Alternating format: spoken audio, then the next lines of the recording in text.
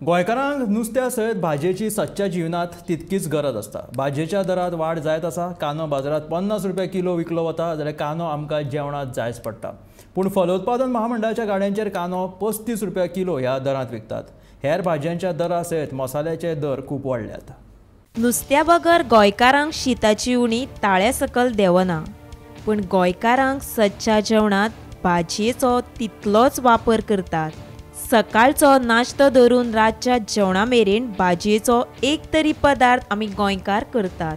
भाजयांचे दर देंवता आनी वाडटा, पूण भाजी जायच। आतां गांवठी भाजी बाजारांत विक्रेते खातीर येता, त्या भाजयेकूय तितलेंच गिरायक आसा। बाजारांत आनी फलोत्पादन दुकानांत वेगवेगळ्या दरांत भाजी विकतात। बाजारांत भाजयेचो दर, फलोत्पादनाचेर दर। बाजारांत हरवी मिरसांग 70 रुपया किलो विकतात। फलोत्पादनाचेर हरवी मिरसांग 50 रुपया किलो। बाजारांत कांदो 50 रुपया किलो। फलोत्पादनाचेर कांदो 35 रुपया किलो।